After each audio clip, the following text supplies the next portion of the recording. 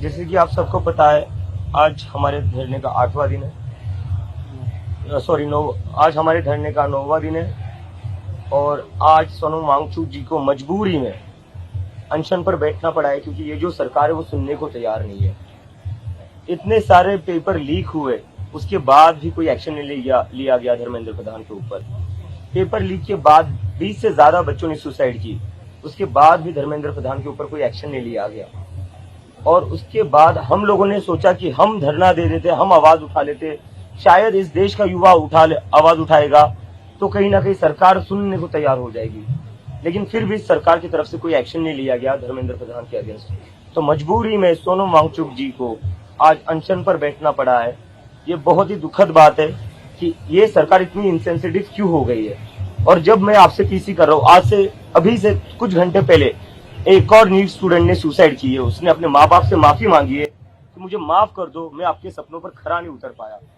तो जब तक धर्मेंद्र प्रधान अपनी कुर्सी पर बना रहेगा, तब तक इस देश का स्टूडेंट जो है वो ऐसे ही मरता रहेगा। Dharmendra Pradhan is a terrorist of India. और हम चाहते हैं कि धर्मेंद्र प्रधान के अगेंस्ट अबेटमेंट टू सुसाइड का केस लॉन्च किया जाए। कब तक इस देश का स्टूडेंट ऐसा मरता रहेगा। और मोदी जी को क्या प्यार है धर्मेंद्र प्रधान से, ऐसा क्या मिल रहा है धर्मेंद्र प्रधान से जो अभी तक उसको कुर्सी पर बनाए रखा है। 1 करोड़ से ज्यादा स्टूडेंट्स परेशान है, रोज स्टूडेंट सुसाइड कर रहे हैं। और मोदी जी कहते हैं उनके बर्थडे पर हाईली कमेंडेबल वर्क। क्या कमेंडेबल वर्क है? 20 बच्चे सुसाइड करते हैं, ये कमेंडेबल वर्क है? शर्म आनी चाहिए नरेंद्र मोदी को। पेपर लीक पर एक ट्वीट नहीं किया, 20 से ज्यादा बच्चों ने सुसाइड करी, उस पर एक ट्वीट नहीं किया। लेकिन धर्मेंद्र प्रधान के बर्थडे पर ट्वीट करते। ये देश के प्रधानमंत्री या एक पार्टी के बस प्रेसिडेंट बनकर रह गए। नरेंद्र मोदी या तो पार्टी चला ले या देश चला ले। अगर देश चलाना है तो उन्हें नीट पेपर लीक पर बोलना पड़ेगा, नीट पर बोलना पड़ेगा, स्टूडेंट्स की सुसाइड पर बोलना पड़ेगा। लगा रखा है highly commendable work, highly commendable work, efficient minister. क्या एफिशिएंसी है? बच्चों को मारना एफिशिएंसी है उनकी। और अगर नरेंद्र मोदी धर्मेंद्र प्रधान का इस्तीफा नहीं लेते तो कहीं ना कहीं इन बच्चों का खून नरेंद्र मोदी के हाथों पर भी लगेगा, जिम्मेदारी उन पर भी आएगी।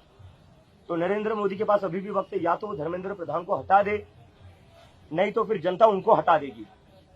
क्योंकि इस तरह इस देश के स्टूडेंट्स मर नहीं सकते। हर रोज स्टूडेंट सुसाइड कर रहे हैं। अभी थोड़े घंटे पहले मैंने न्यूज पढ़ी, एक और नीट के स्टूडेंट्स ने सुसाइड करी है। और क्या हो रहा है? मन की बात देख रहे हैं धर्मेंद्र प्रधान जी, नरेंद्र मोदी जी मन की बात कर रहे हैं। कौन से डिल्यूजन में रह रहे हैं ये लोग? और इतने कैसे बेशर्म हो गए ये कि बच्चे रोज सुसाइड कर रहे हैं और वो प्रधानमंत्री अपना मस्त किसी दुनिया में रह रहा है, अपनी मन की बात कर रहा है। अरे स्टूडेंट्स की मन की बात सुन लो यार, उन परिवारों की मन की बात सुन लो जिनके बच्चों ने सुसाइड करी है।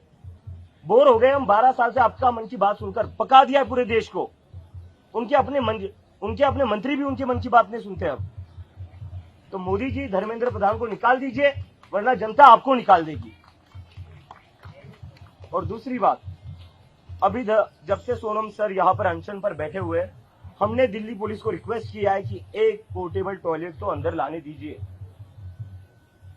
सोनम सर अनशन पर बैठे, उनकी तबीयत जैसे जैसे अनशन आगे बढ़ते जाएगा तबीयत खराब होते जाएगी। तो वो कैसे टॉयलेट का इस्तेमाल करेंगे? यहाँ के टॉयलेट में तो इन्होंने पानी भी बंद कर दिया है। मैं सारी मीडिया से रिक्वेस्ट करता हूँ, यहाँ पर जो टॉयलेट और पीछे जो टॉयलेट है वहां जाकर देखिए आप। टॉयलेट की सफाई भी जानबूझकर ये लोग नहीं कर रहे ताकि कोई इस्तेमाल न कर पाए। तो ऐसी सिचुएशन में जो इंसान अनशन पर बैठा हुआ है तो उसके लिए एक पोर्टेबल टॉयलेट तो अलाउड ही किया जा सकता है ना। दिल्ली पुलिस को एक पोर्टेबल टॉयलेट से डर क्यों लग रहा है? एक पोर्टेबल टॉयलेट लगाने से कौन सा कानून टूट जाएगा? या पोर्टेबल टॉयलेट यूज करना भी एंटी नेशनलिज्म हो गया इस देश में। सो दिल्ली पुलिस से रिक्वेस्ट है, असली क्राइम को पकड़िए, असली गुंडों को पकड़िए। यहाँ पर सर फोड़ा जा रहा है लोगों का, उनको आप पकड़ नहीं पा रहे हो।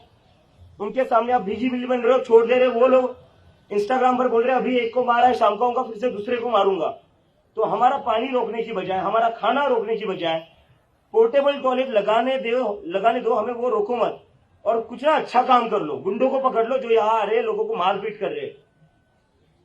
देश को बहुत उम्मीद है, देश से ज्यादा आपके बच्चों को बहुत उम्मीद है। आपके बच्चे आपको हीरो समझते हैं, तो हीरो वाला काम करिए, ये टुच्ची हरकतें मत करिए। यहाँ पे जो वायलेंस हुआ था उस पे हम लोगों ने आपको डिटेल दिया था। जो निशु है, उनके पापा है संजय जी, उनके ऊपर हमला हुआ था, हम लोगों ने तब से लेके आज तक दिल्ली पुलिस को बार बार रिक्वेस्ट किया कि दलित समुदाय से आते हैं तो SC/ST एक्ट जैसा कड़ा कानून उन पे लगना चाहिए। ये जो वायलेंस करके गए, दिल्ली पुलिस ने जो FIR फाइल किया है बहुत ही सिंपल सा FIR है। अगर कोई छोटा मोटा हम लोगों के बीच में झगड़ा हो जाए वो वाला धारा लगाया है अभी, लेकिन SC/ST एक्ट जैसा कड़ा कानून वो नहीं लगा रहे, वो बच रहे हैं। जो 2 लोग थे अंदर उनको आइडेंटिफाई कर लिया, FIR में उनका नाम भी है, लेकिन तब भी दिल्ली पुलिस हेजिटेट कर रही है SC/ST एक्ट लगाने से।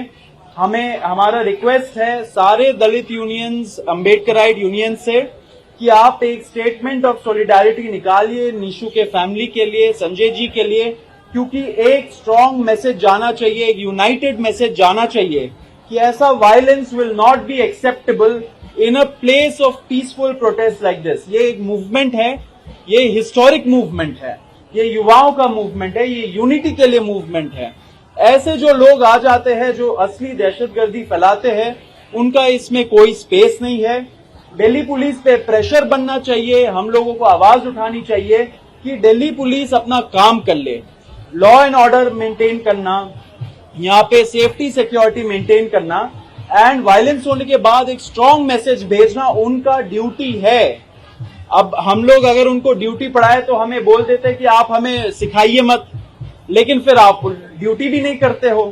तो दिल्ली पुलिस से फिर से हमारा रिक्वेस्ट है कि SC/ST एक्ट एंड जो एक स्ट्रिक्ट सेक्शन है ग्रेवियस हर्ट का IPC में, वो आप लगाइए, जिसमें 10 साल तक की सजा हो सकती है, अरेस्ट का प्रावधान है, वो आप लगाइए। इतना टाइम नहीं लगता है, ये प्रोसीजरल ग्राउंड्स हमें मत गिनाइए। एक्टिविस्ट लोग, स्टूडेंट्स लोग, अगर हम लोगों से कुछ एक छोटी सी भी गलती हो जाती, हमें हमारे अगेंस्ट एंटी टेरर मुकदमा चला दिया जाता अभी तक। इससे हम लोग बार बार बोल रहे कि पीसफुल प्रोटेस्ट, हम अपने साइड से कोई गलती नहीं करेंगे। तो ये सारा बर्डन हम सिटीजन्स के ऊपर क्यों होना चाहिए? जो दहशतगर्दी फैला रहे उनके खिलाफ क्या UAPA नहीं लगना चाहिए? क्या उनके खिलाफ SC/ST एक्ट नहीं लगना चाहिए? क्या उनके खिलाफ NSA नहीं लगना चाहिए? तो ये सारे कड़े कानून उनके ऊपर लगाइए। दिल्ली पुलिस से फिर से दरखास्त है कि आप करिए एंड लोगों को एक विश्वास दिलाइए कि दिल्ली पुलिस हम लोगों के साथ खड़ी है, पीसफुल प्रोटेस्टर्स के साथ खड़ी है, लॉ के साइड खड़ी है। ये नहीं कि जो गुंडे हैं जिनके ऊपर कुछ मिनिस्टरों का हाथ है, जो BJP RSS से उनको सपोर्ट है, उनके साथ खड़ी है। दूसरी चीज, यहाँ पे भूख हड़ताल हो रही है, बहुत सारे लोग भूख हड़ताल में ज्वाइन करने के लिए रिक्वेस्ट कर रहे थे। सब लोगों, जैसे सोनम वांगचुक जी का भी मैसेज था, इंडिविजुअल लेवल पे आप कर सकते हैं, लेकिन बहुत केयरफुली करिए।